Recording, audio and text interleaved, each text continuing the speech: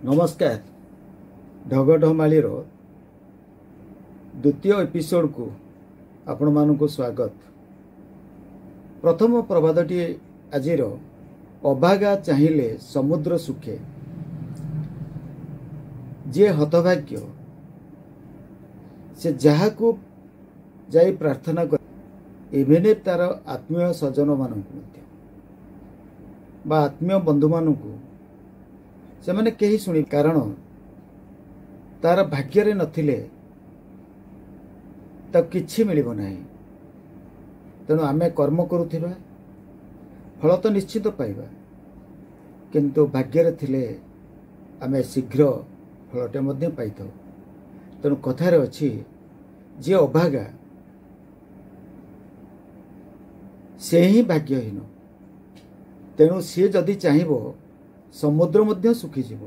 तार अर्थ होउची समुद्र रे बहुत जल अच्छी बा पानी अच्छी, किंतु से पानी तक मिलबनी, सुखिला भली लागिबो।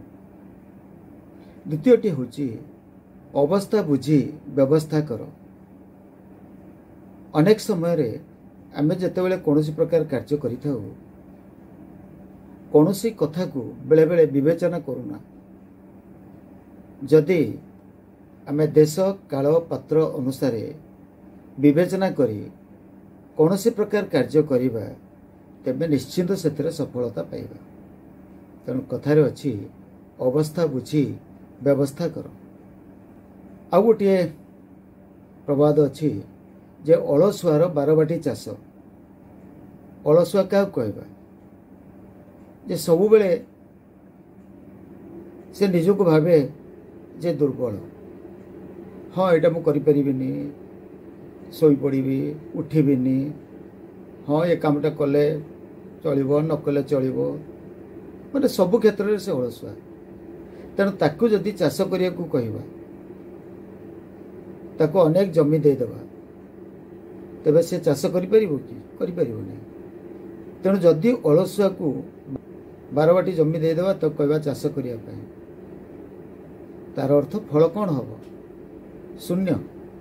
कहीं ना जे गोटे कार्य करें ताकू जदि आम अनेक कार्य दबा करने, तेबे सेटा ता प्रति असंभव हो पड़े।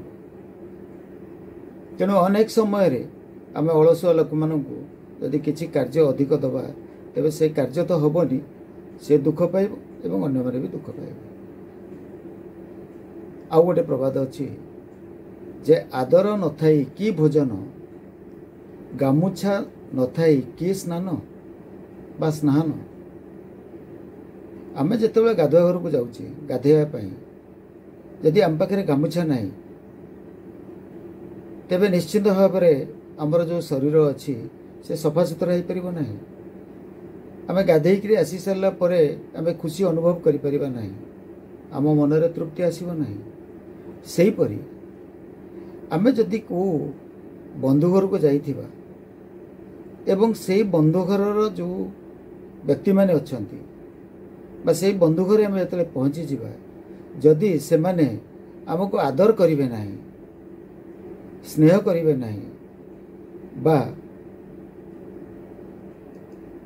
हमको सम्मान भी देवे नाही, तेबे तांको घरे हमको को शांति मिलियो?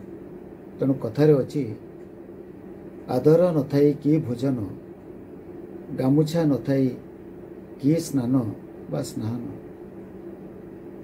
तेणु आज एतिकी रहुछि। नमस्कार।